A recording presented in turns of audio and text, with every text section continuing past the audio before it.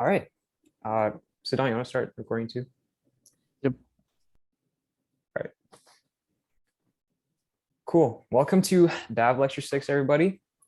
Chinthia, it's Andrew. We're back at it again. In this lecture, we're going to be covering signal processing, and there's going to be a lot of Fourier based information. So let's get into it. First, some announcements. There's an info session for chipdev.io, which is next week, I believe. And this is gonna be an interesting one for all of you because this company actually creates like Verilog interview help questions. So if you want to practice interviewing or just like technical assessments for FPGA positions, check them out.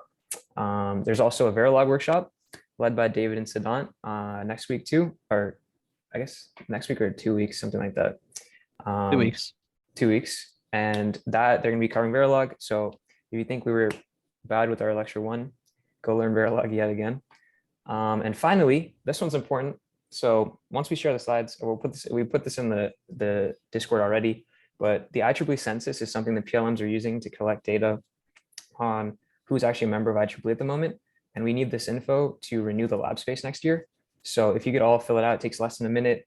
Maybe I did it in like 10 seconds, basically.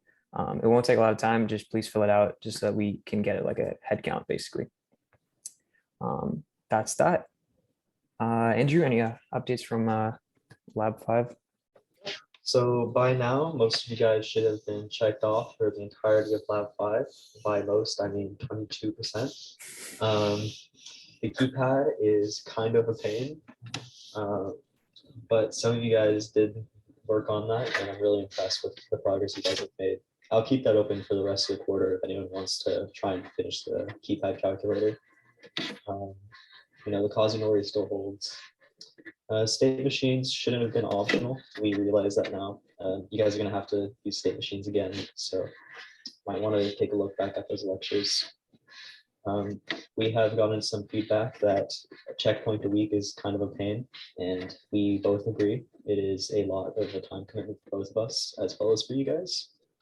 So we're going to try and space it out more, but then we have to trust that you guys start working on your projects a bit earlier.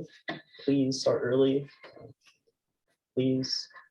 Some common mistakes were that you got to sign extend your ALUs properly. So not using the carry bit, but instead using the sign bit. Another thing that we saw that was pretty common is that we made those constant parameters for you guys, but some of you didn't use them to control your next day logic. And that makes it a lot more readable for us. Instead of using like 1, 2, and 3, it's a lot easier to see like button or like number 1 or number 2 state, right? So next time around, you should probably give that a go. And back to Chinthia for our today's plan. Right. So we completed Lab 5, hopefully. And today we're going to be working up to Lab 6. I wrote Lab 3 there. I'm just, that's my bad. I can't count. But today we're going to be talking about signals, how they carry information, and then how we process them to get that information out. And then a little bit of how we're going to do that. So we're going to use FFTs in hardware. And finally, we'll show you how to put that all into Verilog. So let's get right into it. We're making steady progress on the DAV project. We've learned everything up to math, and now we're going to be using that math to do FFTs, which is going to help us create our FFT processor module that goes into the final DAV. So we'll be creating a base for the FFT processor in Lab 6, actually. Just more verbal timeline. And then, Andrew, take us into what are signals. Alrighty. So signals, there's digital, there's analog, there's mixed, and there's a bunch of others that are between digital, analog, and mixed. Signals are information carriers. They're usually made out of electromagnetic waves, at least for us electrical engineers. They convey information in the way that we format those signals and the way that we decipher them. We generally think of them as electromagnetic waves. I guess like a Chinthia, you think of them as stalks, don't you? I tried to. Right. Okay. Next slide. Oh, yeah. So there's 2 types of signals. There's the analog stuff, which Tyler is responsible for. Don't go asking me anything about that. Then there's discrete signals. Discrete are independent variable, or there's a discrete variable and they're finitely sampled. So this is sampled at a certain rate in order to get a smooth guesstimate of the continuous signal. All right, so we got two types of signals. Now, how are we going to process them to actually get the information out that we need? So first of all, hopefully all of you have learned what a sinusoid is before. We got sines and cosines. They're just these repeating waves, up and down, up and down. They have three main properties: an amplitude, a frequency, and a phase shift. So for now, that's all we really need to know. Sinusoids have those three properties. Now, a cool thing we can do is actually take any signal and decompose it into a bunch of sinusoids. So sinusoids are like a building block to create any signal. So all your information can be decomposed into a bunch of like smaller sinusoid building blocks. All right, keep this in mind, because this is a useful property we're going to use to actually do what we call the Fourier transform. So if you've taken 102, or I guess even if you haven't, all you need to know about a Fourier transform is that in continuous time, we can take signals that are in the time domain. So maybe like me talking right now, you take that into a mic, that's like a waveform. And that signal we can convert into the frequency domain. So suddenly you'll know like which pitches are like part of my tone right now. So an easier example might be maybe you're playing piano and you hit a C major chord, and then that gives you, and then when you convert to frequency domain, you can see that it has like the C, the E, and the G inside that chord, or that signal, that sound signal coming from the piano. So this is all thanks to Mr. Fourier here from 1807. And we are going to be using this in hardware to get our mic input and convert it into the frequency signals to create our little histogram token thing. So how do we do this? Oh my God. My bad. So sorry, not how. Why do we do this? So the whole point of the Fourier transform is that it's kind of more intuitive to think of like many signals in the frequency domain. We'll give you a lot of more examples of how it's used later. But yeah, just even in the C major chord example, if you just were to see a C major chord, you just see like a bunch of sinusoids combined, like looking really weird, right? If you've ever looked at one of those synthesizer apps, but then you get in the frequency domain, you know the three notes that are part of it, and suddenly you're like, oh wow, I know which chord this is. So the information is a lot more intuitive. Also, when we do things like filtering, it becomes a lot easier to see, because instead of having to convolve a time domain signal, we can just multiply it in the frequency domain. So like here, you'd have to convolve a sync function as your low pass filter in the time domain, but you can actually just turn it into like a square wave, or I guess just that square. Sorry, that rectangle. It's not a square. In the frequency domain, and multiply it over your signal in the frequency domain, and suddenly you can filter out any signals that aren't within that rectangle because you're just multiplying by it. So it becomes a lot easier to see, because if you're like convolving it to do like all that flip and drag stuff that you hopefully learned in 102, and it gets a lot more complex. But Andrew, what do we have to account for before we Fourier transform? I have no clue. What do we have to account for, Cynthia? So currently we're in the continuous time domain, but Andrew's going to show us how to do this in the discrete time domain. That's right. Yes. So when you're working in a discrete time domain, you have to make sure you take certain samples. So you have to actually sample at a certain rate to avoid, next slide. We actually have to sample at a certain rate such that we don't lose off on our data. This you can see from the example below. On the bottom, there is the sinusoid, and if you see we're sampling at too slow of a rate for our normal analog cosine to be read, and you see our discrete signal looks really different from our original signal, right?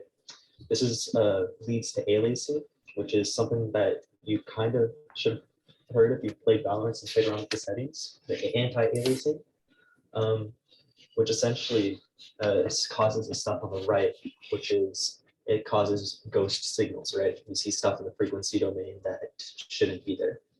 There's also a trade-off between sampling like 100 times, or like, because that takes like a ton of storage, or you could sample like, just a very little, and you'll end up with aliasing. You have to, as an engineer, you have to come up with a good balance between the two to make sure that you are avoiding aliasing, but still not taking up too much storage. Next slide. Luckily, some really smart dude named Nyquist did that all for you. So all you have to know is that to avoid aliasing, you have to sample at twice the maximum frequency of our input signal. So if you see a cosine and you see that there is the up, down, up, you have to sample at least twice the frequency. So you get one up and one down, and then you could interpolate between the two signals to get your final signal. This is called the Nyquist rate because Nyquist was a cool dude and named things after himself, just like every other scientist for some reason. Next slide. This is an example. So what's our minimum frequency that we should have to prevent aliasing? If we look here, we can see in the frequency domain, our bandwidth is, there's an arrow pointing to it, guys. Come on, don't leave me hanging like this. One Oh, over yeah. T. Wait, no, you're right. No, you are correct. The bandwidth is 1 over T. So 2 guys, over what T. are, okay, I guess, I'm pretty sure it's 2 over T. I'm like 70% sure. all right, okay, sure. So then if it's 2 over T, then what's the Nyquist rate? What's the Nyquist rate, please? Thank you, Maya. Yes. Okay. Yes, 4 over T would be the Nyquist rate. So we'd have to sample 4 over T times, at least 4 over T times. So in order to get the correct wave back out.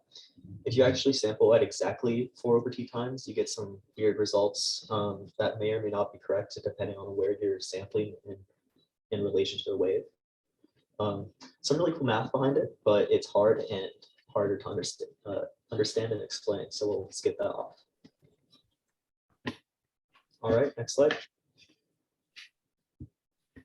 Yeah, so before we move on, are there any questions for what we've covered till now? Also, this 2 over T thing is actually something we should clarify before moving on. Because I'm pretty sure when you take the band, you only look at the positive frequencies.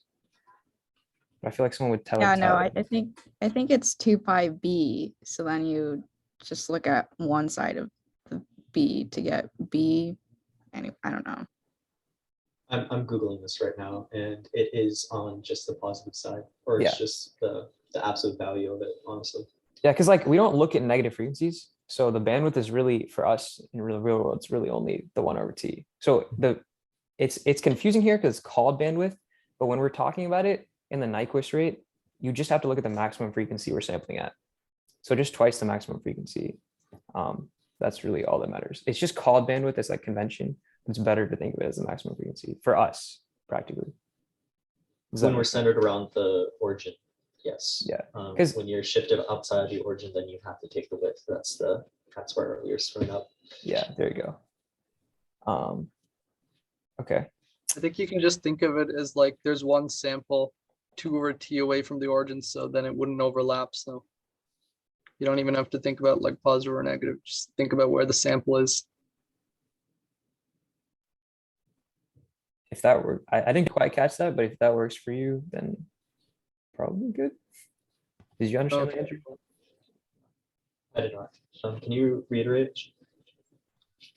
No, I was just saying like if you have the discrete samples and that goes that like you just have to think where in the frequency domain like where it gets like duplicated, in a sense. So then you can use that to find the Nyquist rate, just like intuitively, like what would prevent alien. I'm just confusing you. I'm sorry. I'm bad at explaining.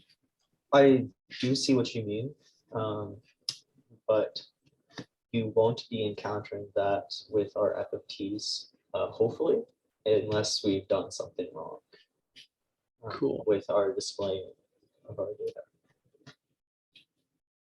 Yeah, this is all just like, in theory, when you're designing system, you have to sample minimum twice the highest frequency that you need to capture.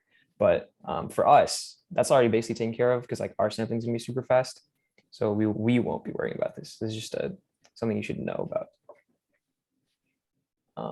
So any other questions on what we covered? What is, I guess we've only covered what a signal is and who made the Fourier transform, but if you have anything, please ask.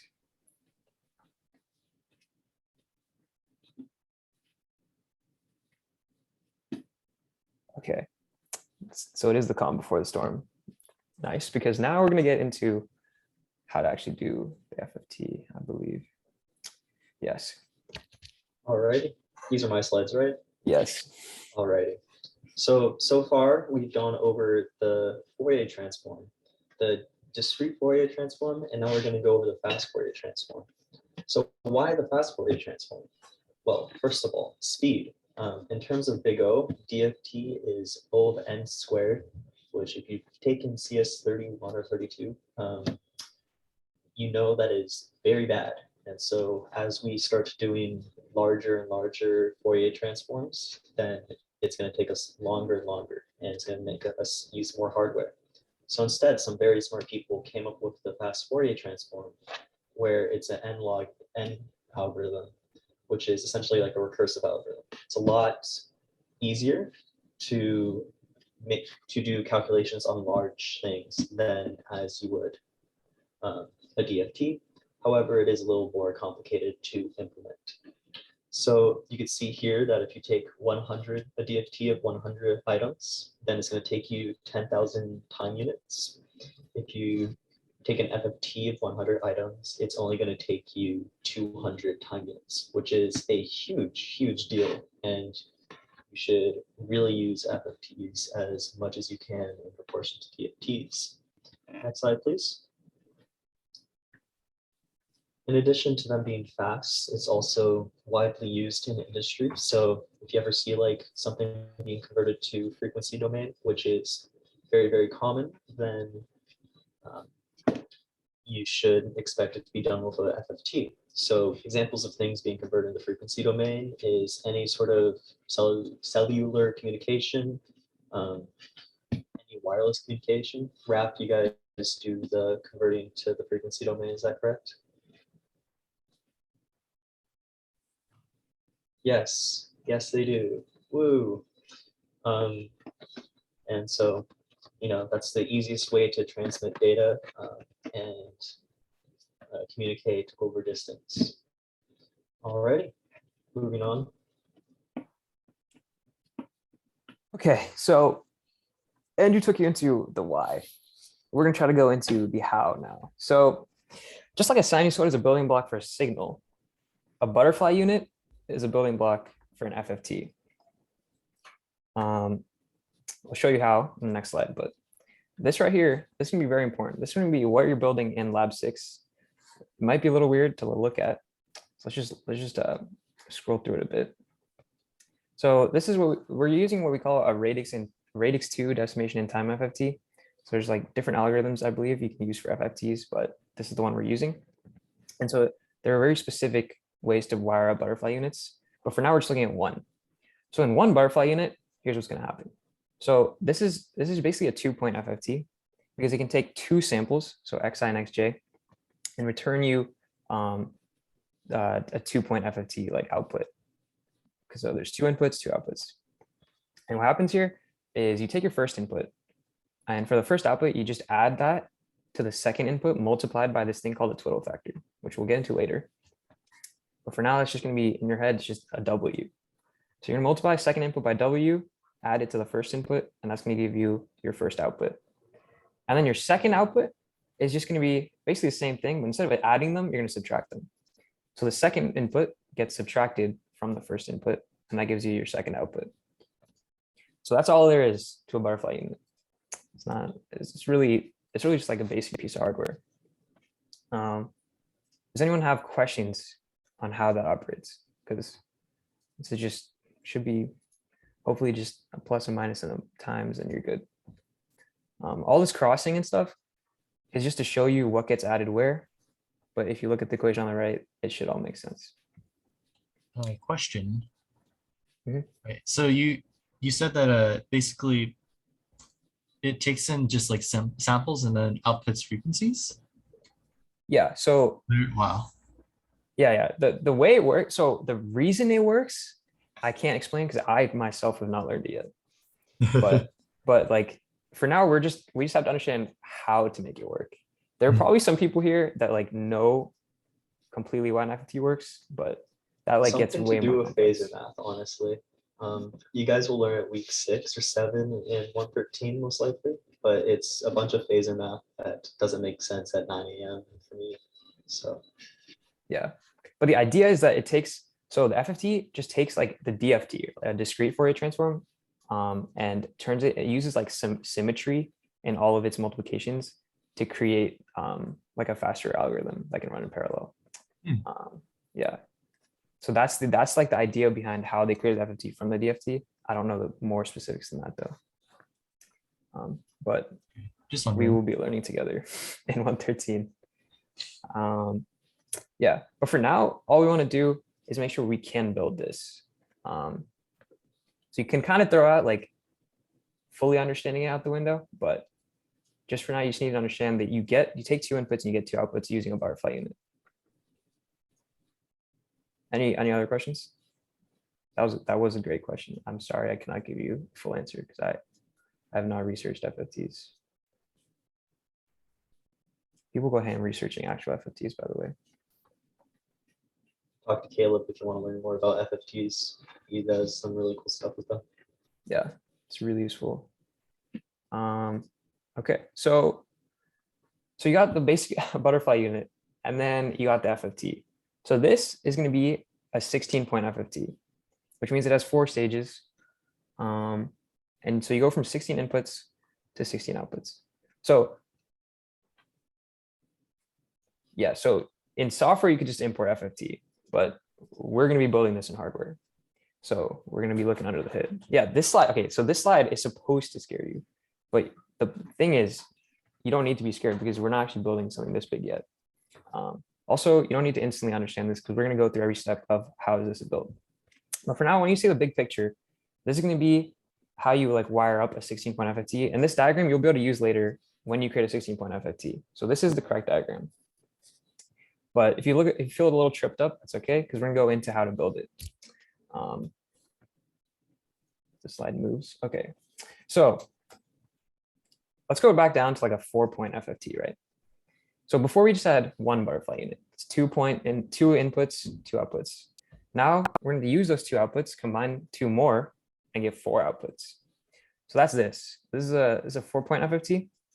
And for now, if you just look on the left side here, where it says like W02, or where it does X0 and X2, you can see the OG butterfly, right? It's just 1 butterfly unit here.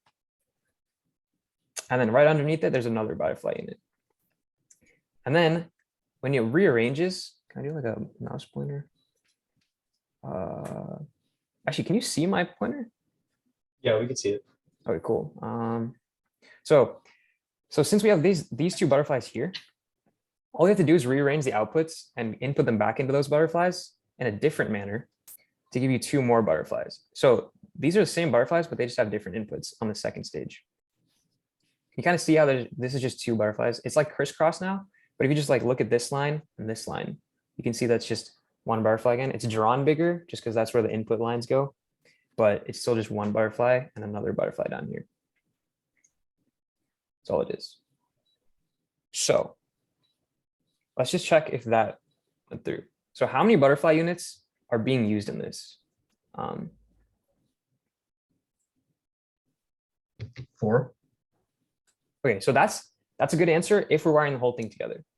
But I'm telling you that this butterfly unit and this butterfly unit are the same because we're going to just take the inputs and then like wire them back in on the second stage.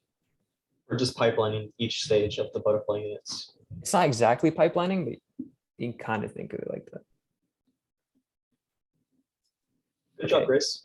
Okay, yeah. So 2 butterfly units. So we're using in one stage, we're using 2 units here. And then we're reusing the same 2 in the second stage. I think that does that pop up? Oh, that's my bad. Well, I guess I just answered that one. So you have 2 butterfly units and it takes 2 stages because in the first stage, you use the 2 to put the 4 in. And then in the next stage, you take 2 and put 4 inputs in. So the final question is how many clock cycles does this take?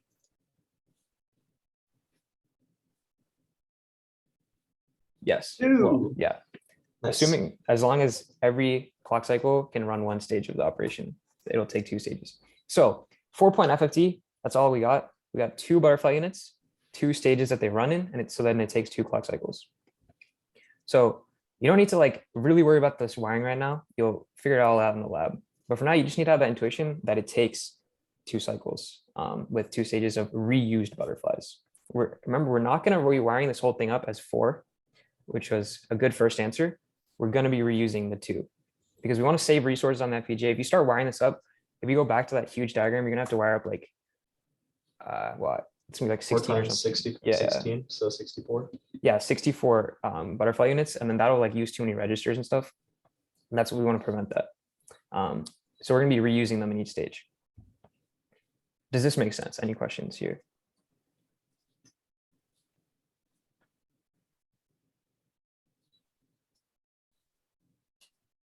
Okay. Yeah, if you have a question, just feel free to raise hand or just speak up. So from here, come on, why is it not? Yeah, so a little more intuition here. What's happening is somebody asked like the FFT, right, is takes like 2 inputs and then gives you a two frequencies.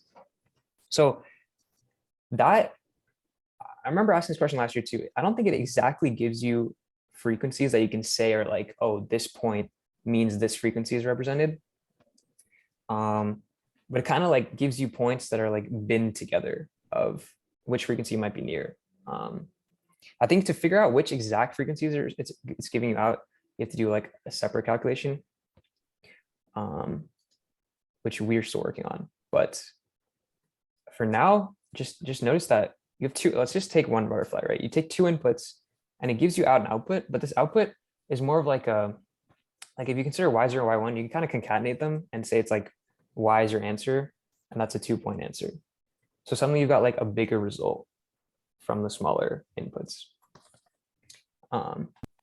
So over time, you're like chugging out through the whole butterfly diagram, the FFT diagram, and you're like slowly increasing the size of your output. So at the end, you're just getting one output that has like all the frequencies. But you can also just think of it as just 2 inputs, 2 outputs. You don't really have to worry about the sizes. From there, you might have noticed that the way we put the inputs in is not exactly ordered properly. Properly as in like, it's not like just numerical order. So this is kind of a technique on how to figure out how to put your inputs into the butterflies. So just for a 4 spot example, let's just say you take spot 1, right? So this is spot 0, 1, 2, 3. So at spot 1, you want to check which input goes in. And by this, I mean, your inputs are going to be like, you're going to get 4 inputs from your mic. We're going to feed 4 inputs in. And now we want to figure out how we're going to wire them up into the inputs of the FFT processor.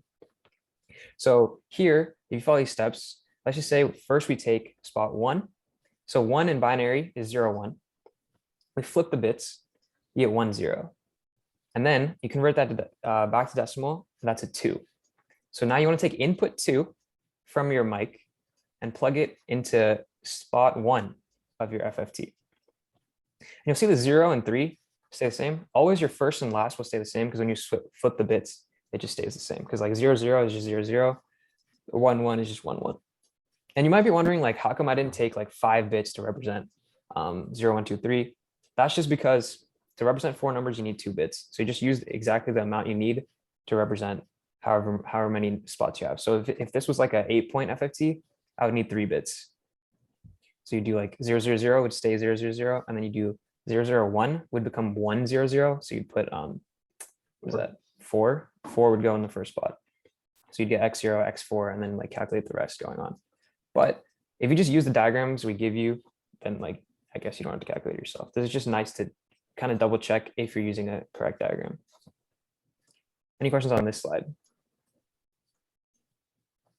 That is Why a really though? good question, Maya. Yeah, That is a really good question. this has more to do with the symmetry again, I believe. If anyone here knows exactly why it's put here, I think I'm pretty sure if you do like the math on a DFT, you would see why like x0 and x4 combine first, right? But once again, I have not done that math myself. Has anyone taken 113 and seen maybe why the inputs would be switched? I heard that, or I heard from like a video, it's like odds and evens, but that's about it. That is correct. It is odds and evens. That's what damn Toby. That is what Canvas was talking about. It is odds and evens. But I don't know why. Okay, well, that's one step towards solution. I guess we could I research this more and then give you guys a better answer later once I figure it out. But for now, this is just the rule. We'll have to figure out why the rule exists later. That was a great question. Any other questions? I'm sorry that I can't answer the like just straight up why does the concept work. I promise I'll try my best to learn more about that. Okay. So that's their input ordering. And then another thing that you might have noticed, well, I guess I told you, is that we have these things called Twiddle Factors, which are the W's that you multiply by. Probably wondering like, what are they? What numbers are they? How do you calculate them? For this, we're gonna need complex numbers. So first, let's just talk about complex numbers. Hopefully you cover this in one of your classes before. This is really important in electrical engineering because working with signals and just like a lot of stuff, actually, it's really much easier to do, like even in circuits, it's a lot easier to work with them in phasor notation, which is just using magnitude and phase to represent something. But also you can represent complex numbers as a real number plus an imaginary number. And so how we want you to think of this is the best way would be the phasor, because that's how the Twiddle factors are kind of represented later. But if you look on this circle, right, it basically the two axes become a real axis and an imaginary axis.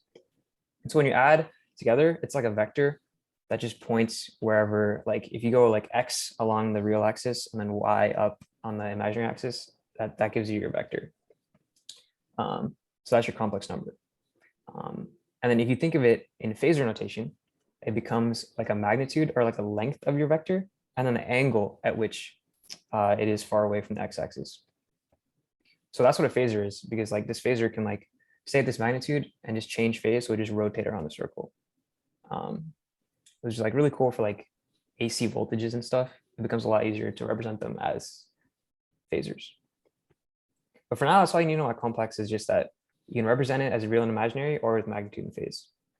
Because we're going to use both of those later in this lecture to do Twiddle factors and then R math in the lab. Has anyone here like never seen complex numbers before or like need more explanation? Okay, because hopefully you've seen it somewhere, high school, freshman year, any of like the math classes. But this gets pretty important in the curriculum. So let's see. With complex numbers, we got to do complex math, which is really just like, it's just like foiling again, but now you got to separate terms based on whether they have a J in them. And I use J here because in EE we use J instead of I. If you used I to represent square root of -1, there's nothing wrong with that. That just means you're just using it in a non-electrical engineering field. We use J because current is I, but here we're going to use J to represent an imaginary number, which just means anything that's a coefficient of j is an imaginary term. So like, let's say we have two imaginary complex numbers, z1 and z2. Then z1 can be represented as a1 plus jb1, where a1 is a real number, b1 is an imaginary number. Or I guess it's the coefficient, so jb1 is an imaginary number.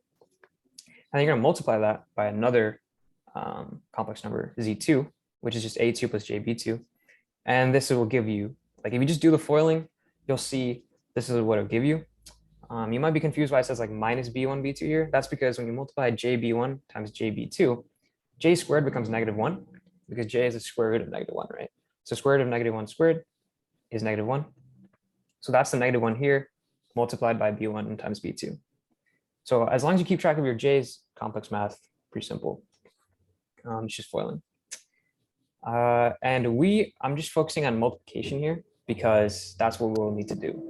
We'll also do addition, but addition is literally just like if you have a plus jb1 and a2 plus jb2, just add the real terms, add the imaginary terms, and then you're chilling. You just have new real and imaginary terms. If you deal with phasors, I'd probably recommend coming back to this notation when you do addition, but you won't have to worry about that because we're just going to be doing everything in this real and imaginary sense because you have to represent the bits in Verilog. So that's complex math. Feel free to ask any questions. I'll come back. But let's get into twiddle factors. So I talked about the phasor in the circle before, and this comes really important when trying to visualize twiddle factors. So twiddle factors are unit phasors, which means their magnitude is 1. And so you can see in this diagram on the right, let's say for a 4-point FFT, we need to calculate our twiddle factors, right? So our first thing to know is that when you calculate twiddle factors, you look over here, you see W subscript big N superscript little n. What this means is that big N is kind of like the stage you're at, or like more like how many points you have. So that's gonna be like your denominator of your fraction. And then little n is like which twiddle factor you're at.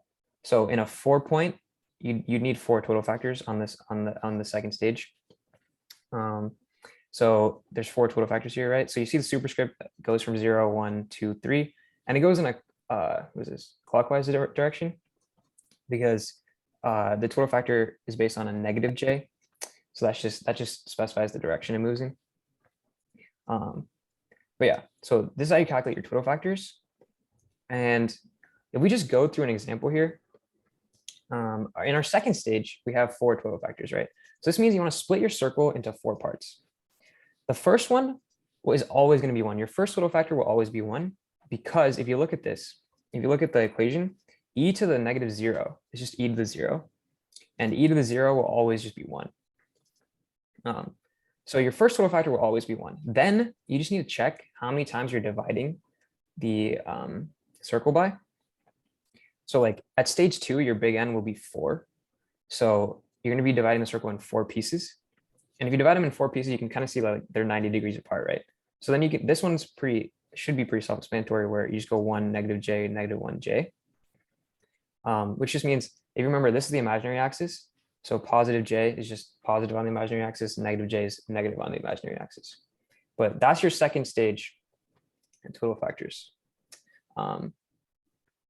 But let's say we're on our first stage and we just need 2 twiddle factors. So how you think of this is, in your first stage, you'll use 2. Then your next stage, you'll use 4. Next stage, you'll use 8. That's just like the rule of picking twiddle factors. So if in stage 1, I tell you, you need 2 twiddle factors, can anyone tell me what those 2 twiddle factors would be?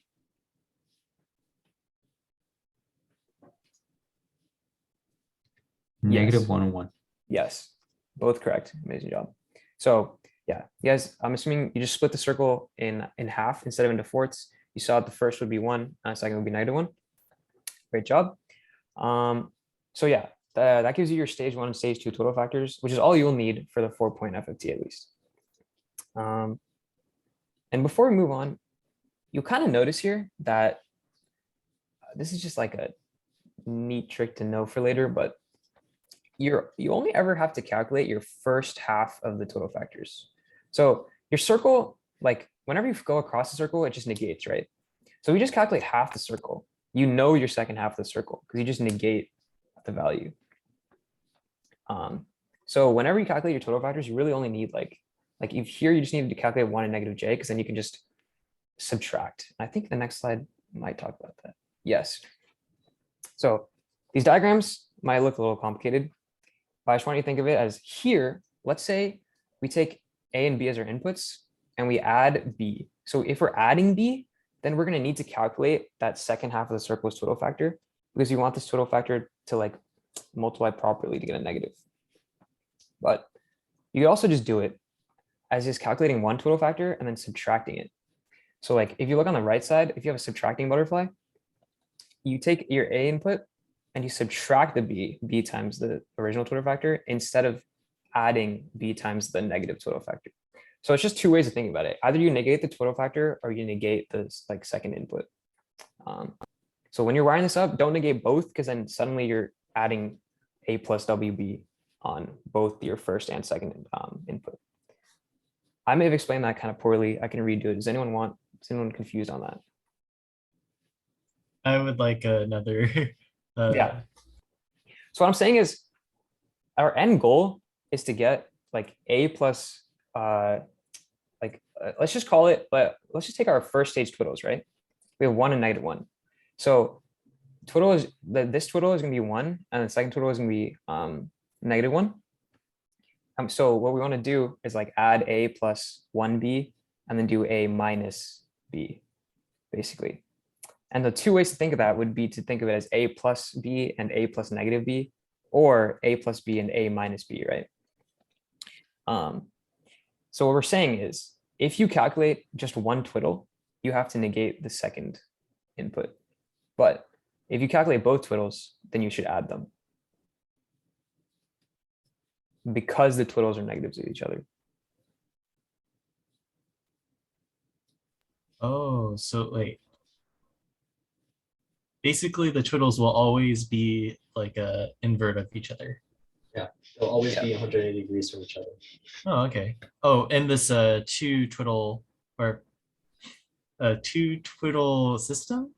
Is that right? Twiddles come in even numbers. Right. So in a 2 twiddle system, there'd be one pointing in one direction and then one pointing 180 degrees of the other. In a 4 twiddle system, there'd be your 2, which must be at 90 degrees, right? They must split the unit circle in 4 at a 4 twiddle system, right?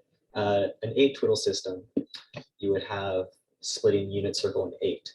So like, for example, if you had a 1 twiddle system, you could twiddle at 45 degrees, but then your 45 degrees would have to then match 180 degrees on the opposite side. And that's a bit unnecessary math, so it's easier just to put everything on axis with the real axis. I could show it out to you a little later. Is that all right? Yeah, that's okay. Okay. Yeah, we'll be doing a drawing example later, so hopefully Andrew can make that clear. I think when we do this, this actually does kind of answer my earlier question about why we would do the input ordering like this. Because you remember I like calculated and it was 0 and 4 go into the same one, and 0 and 4 will split the circle at exactly 180 degrees apart. So that lets you make the butterflies like with just a minus or a plus like this. So it'll match up every time. Every butterfly will always match their like opposite twiddles. Yeah, so you can think of it as addition or subtraction. Just make sure you only negate one thing. Okay. Yeah. So moving from there, I guess now we just have questions before. Yeah, if you have any more questions, feel free to ask. And otherwise, Andrew, I believe here we go into the example, right? Yep, it's time to be an iPad kid. Do you mind stopping and share the screen, please? Okay. Screen. Start broadcast. This is how this works, right? Hopefully I don't get any. Yep, I can see it. Well, cool. All right, guys. So we're going to start off with our 4 lines for our FFT. So let's start off with what our input should be, right? We could start off up here in this corner. We say 0, 0, 0, 1, 1, 0, 1, 1. So as Cynthia said, we have to reverse the order of each of these and convert to decimal. So we see 0, 0, 1, 0, 0, 1, 1, 1. Right?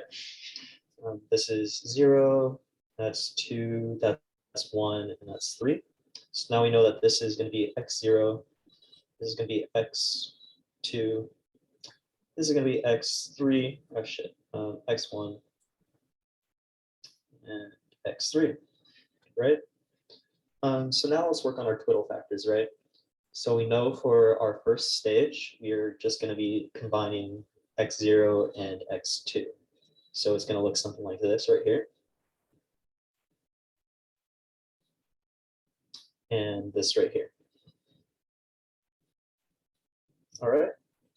So if we see here, we only need one pair of twiddle factors because we're only doing a 2-point. We're doing two 2-point FFTs, but they are completely separate from each other. So we are doing a 2-point FFT.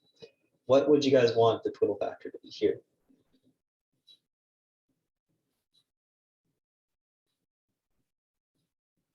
So like we could choose any number as long as they're 180 degrees for each other. 1 and -1. 1 and -1. So this will be W02, and this will be W12. I believe that's correct. So now, if we do the subtraction way, we could multiply this right here by W02, and then do the subtraction. Multiply this by W02, and then do the subtraction. So we're going to multiply this by -1 right here. So now what we do is we have these two numbers, right? We have this right here. Let's make this red. We have x1 right here that is going to be added to, or x0, which is going to be added to W02 of x2 here. But then you have to take account of the negative right here because we're multiplying by the negative. Then we have x0 that is going to be added to W02 of x2. And this we will call y0, and you'll call this y1. Then let's do the same thing up here. We'll call this y2 and y3. And we're going to just essentially copy this, but change our variable names, right? We're going to say this is x1, since this is the one that's not being twiddled, plus w of 02, x3, y3 is equal to x1 minus w02 of x3. Okay, so now this is where the second stage comes into play. This is going to be a little more involved, so I'm going to draw these in separate colors. So you're going to see this one right here is going to be combined with x1 right here, right? And then we're going to have x1 be combined with x0 right here. Then right here, we're going to have x2 be combined, oh man, we're going to have x2 combined with x3, and x3 is combined with x2. So you see how now they're essentially widened, and you can also see that this is now 4 points because they're no longer independent of each other. So what can we make our twiddle factors now that could be 4 points? I could draw them out here on the imaginary axis again.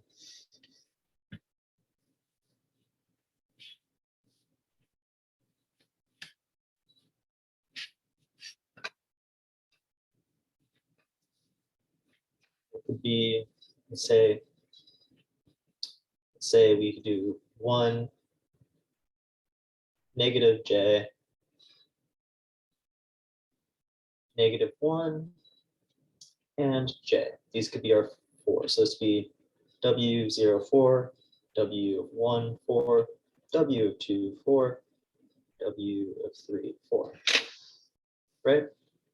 So now we take this, and we can see that we could split the unit circle something like that, right? So we see we have our 0, 4 and our 1, 4 is what we care about. So we take W of 0, 4, W of 1, 4, and that's our multiplication. We have to make sure we remember our negative. So we have to make sure we multiply x1 by the negative when we're using the blue. And then we have to make sure we're multiplying x3 by the negative when we're in the green. So now, let me move this off to the side so we can have some extra space to draw out our equations.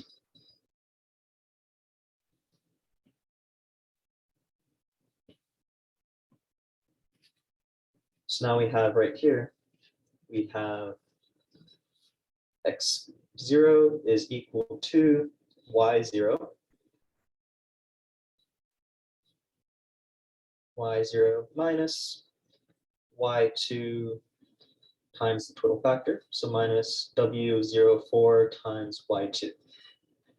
Then we do the same thing here, which would be x1 is equal to y1 minus the twiddle factor 1, 4. No, plus, we should go with the plus, sorry guys. Twiddle factor of 1, 4, and then we have y3 right here. Then on to x3. We have, now we are multiplying by the -1 right here.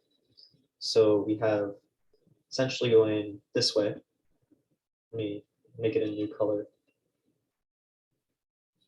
So we have this right here and this right here that we're adding together down here. So we are going to say x3 is equal to y0 minus W04 y2.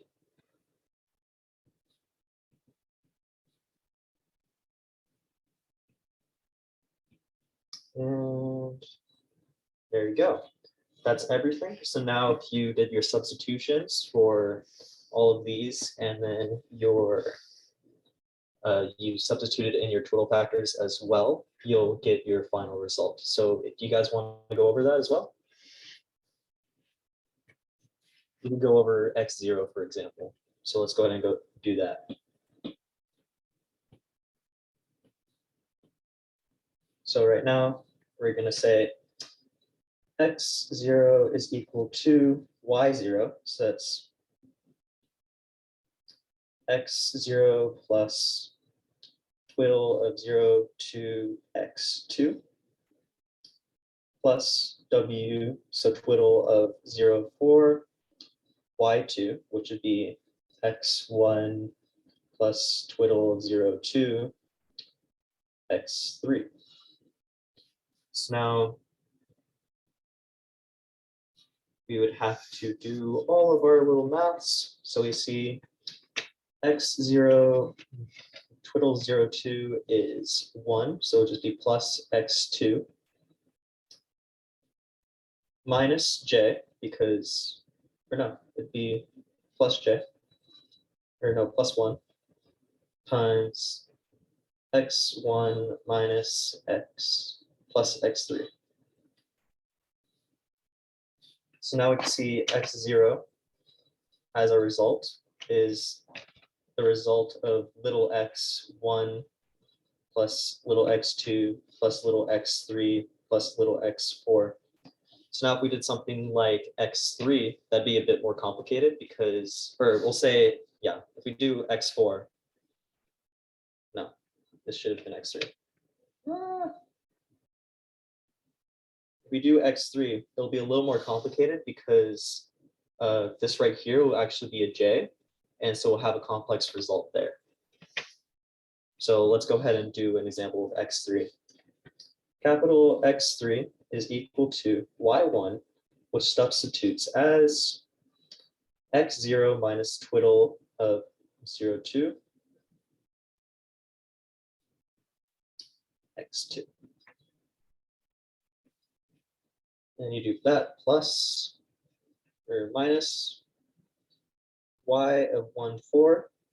And then you have right here would be x1 minus twiddle of 0, 2, x3. So that's just taking this and substituting in your y's, and you get this as a final. So now we could substitute in our twiddle factors. We call this right here, this could be +1. This right here is -j. This is +1. So we are going to go x sub 0 minus x sub 2 plus j times x sub 1 minus x sub 3. So the inputs, little x 0 minus little x2, form the real result of the resultant in the frequency domain of the result big X3. Does that make any sense?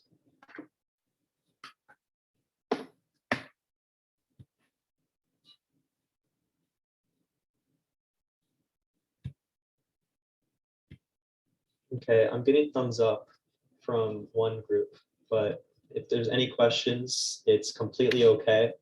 I did go a little fast through it, so please let me know. I'll also make sure to post this if any of you guys want that.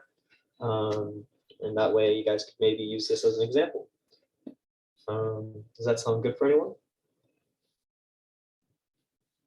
Are the formulas on the right for x0 to x3 what you actually put into the what you actually put in your code?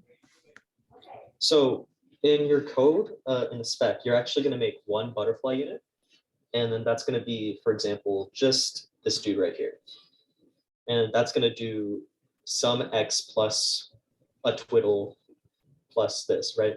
And it's just going to take all those and use those as inputs to the module.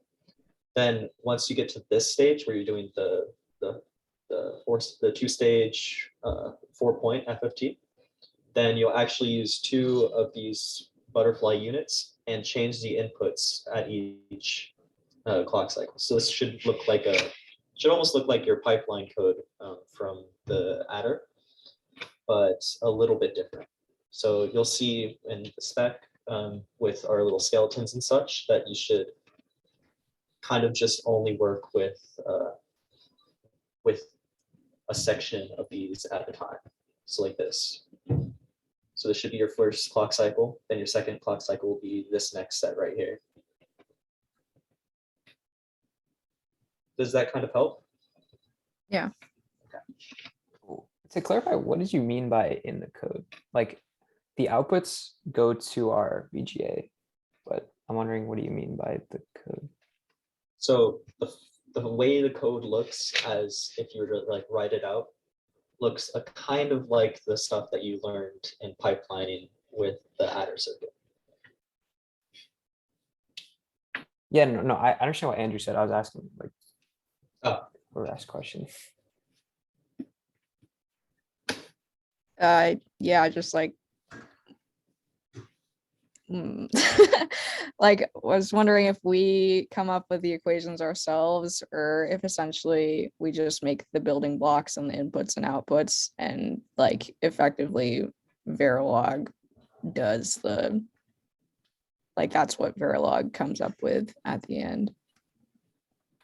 Okay, yeah, that's a good question. Yeah. I mean, you make the butterflies, as Andrew said, and since you can kind of think of it as like a black box where we put the inputs in, you get the outputs out, but you're creating that butterfly, right? So the butterfly has to do the equation itself to calculate the output.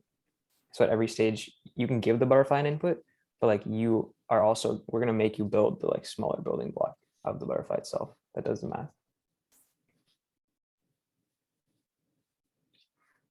Toby, is that a question? Oh no, it's just it's fine. Okay. All right. That's the iPad example. I guess if you followed that, there isn't much left to lecture past that, but we go back to the slides. Yes, sir. Let me get back and stop the share. Yes, so how you will see in the code. Very good question. That's the last part. Hopefully this gives you an idea. Okay, where did my chat go? Okay, so we went through a great example, thank you, Andrew, of how to like visualize it, right? And so if you can visualize it, then hopefully you can code it. But before we get into the code, there are a couple like technicalities you have to work through. So first of all, we have to represent our complex numbers. And how we're going to do that is we're going to take 32 bits total to represent our number. We're going to use the top 16 bits, the most significant, so 31 to 16 as our real part, and 15 to 0, so the bottom 16 bits, will be the imaginary part. So that should be pretty simple to see here. And this is just how we want you to like splice up your complex numbers so that it's easy to like tell what the number is that we're representing in both real and imaginary, and so that you can split them when you do your math. So keep that in mind. Once you split it like that, there's a couple things about multiplication you have to worry about. So when we do our Twiddle multiplication, you have to kind of do this cheeky thing. So if you remember from the math lecture, when you multiply an m-bit number times an n-bit number, you get m plus n bits. So if you multiply two 16-bit numbers, you'll get a 32-bit product at max. And we can only store 16 bits in each piece. When I say 16 bits, you're probably thinking, isn't our number 32 bits long? What I'm saying is if you multiply like the real part of your like input A times the real part of your Twiddle, you'll get a 32-bit product, but you can only store 16 bits of it. So what we're going to do is we're going to store this top 16 bits, which basically means, like you can see here, if you take the product of 32 bits, take the top 16 bits, it's basically like right shifting it by 15 to get, I'll talk about why it's 15 later, but you're basically right shifting it by 15 to get the bottom, to make it just 16 bits again. So you're just truncating the least significant. And you're probably thinking, aren't we losing information? Which it's kind of fine here because since we can only represent 16 anyway, the rest like would have been just, it's kind of like past the decimal point in a sense. So when we shift down, this becomes like our 16-bit value. And this is actually mathematically correct because only if you do a certain thing. So our factor is just a number, right? It's just whatever number A or x0, let's say. So your factor is just gonna be x0. When you multiply it by your Twiddle, you actually have to left shift your Twiddle by 15 bits to basically multiply it by 2 to the 15. Because what you're doing when you do this final shift back down by 15 is you're dividing by 2 to the 15. So those have to cancel out, right? So if you initially multiply by 2 to the 15, and then at the end you divide by 2 to the 15, it's a net sum of just 1. So you haven't really done anything to like screw up your multiplication. It'll still work. So this is something you're gonna have to keep, this isn't the spec, but I wanted to like give you a visual here of left shifting your Twiddle by 15. And right now you're probably thinking like, why 15? Because if you're taking 16 bits out, don't you need to right shift by 16? So an interesting thing here is actually that we can't take out the bottom 16 bits because the top 2 bits of multiplication will actually give you 2 sign bits. So if you remember from like how to do sign multiplication, that was a checkout question and it was in the lecture. We have to take like p bits and then take the final product's only lowest p bits, right? So in this case, we want to take the most significant bits that are actually relevant, but the only relevant part is the bottom 30 bits or 31 bits. So you might not see it yet, but if you look at this later, I think you'll be able to see it perfectly fine. But basically, this extra bit is going to be a redundant sign bit. And we don't really care about it. So instead of taking the top 16 bits, you should actually take bits 30 to, what is this, like 15. So you actually want to like take out a chunk that's not the top 16, it's like the second top 16 kind of, which you can see Andrew drew it out really nicely here, 30 to 16. And so you chop off 15 from the bottom and 1 from the top.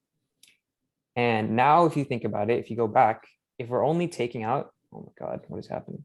If you only take out the top, like if you only take out 15 bits here, right, that you discard, you're only actually right shifting by 15. That's why you left shift your Twiddle by 15. So that is important to keep in mind when you do your multiplication. Any questions about this? Let's see something. Yes, now see, this question is great. So if we shift the Twiddle by 15 and it's 16 bits, we'll basically lose everything but 1 bit of Twiddle, which is actually chilling because think about the Twiddles we're using, right? 1 and -1. How many bits do you need to represent that? Just 1. So even if you left shifted by 15, you'll keep the 1. Now there's some more intricacies when you do a 2's complement negative, which I'm assuming that's what you're thinking of, but that's something we want you to think about in the spec. So we're not gonna just give you that right now. But the 15 shifting, yeah, keep that in mind. There is an intricacy there, but like if you shift 1 left by 15, you still have that 1, right? You haven't lost anything. So it should still work. Same thing works for J and -J because we're left shifting the imaginary part. And so it'll just be a 1 in the imaginary to get J. And if you left shift that, you still have a 1. So it'll work. Any more questions?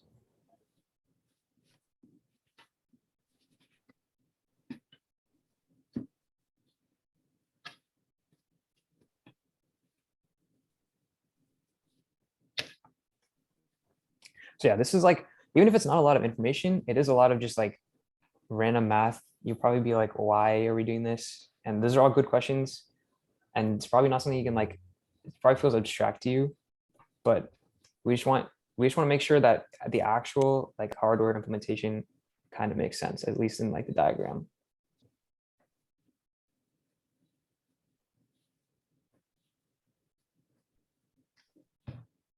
You have any closing comments or like other things, maybe questions you had last year, Andrew?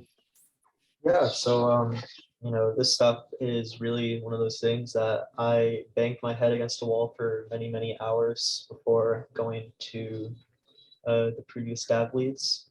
Don't be like me. That leads to more confusion. Come early, come ask questions often, and we'll help you guys out as much as we can. If you guys spend more than an hour doing some stuff and it's not working, give us a Discord PM. We'll see what's going wrong, and then hopefully we can help you guys out. Yeah, and since we're in person, we'll be having lab hours in person again. Hopefully, maybe even hosting a work session because our checkpoints are gonna be a lot longer this time. Spaced out by 2 weeks. Spaced out longer, yeah. The actual checkpoint should be pretty short, but they're spaced. You have more time to complete them. So hopefully you can host some work sessions if you're confused. But yeah, don't be overwhelmed by this. It's like you guys already did so much Verilog. This stuff is like, you just kind of got to get through it. Let's see. You want to talk about the lab, Andrew? Sure. So, this lab's going to be pretty short if the math is understandable, pretty long if the math isn't. So your first 2 things are just going to be getting your Twiddle Factors set up and then setting up your basic butterfly unit. Then for checkpoint 3, you're going to be doing the 4-point FFT. Make sure you have that like really down because in your final DAV, you got to make at least an 8-point FFT, but we encourage you to do 16-point FFT. It's not much extra work. It's just a little more understanding. We're spacing these out again by 2 weeks in hopes that you guys don't ask for extensions as much and you actually get them done. Please do not start on the Sunday before they are due. It's really annoying when I have to ruin my weekend because no one's asked me questions between them and I just get 50 people hammering Magentia and I. It's really rough. Okay, thank you. Yeah, but other than that, you have been doing a good job checking off. Just keep it off. We understand that we assigned a lot for the last lab. That's why we're giving you more time. We understand that was our bad. Thank you for your continued diligence. Yeah, that's really all we got today. I'm going to stop recording so anyone can ask questions that they want.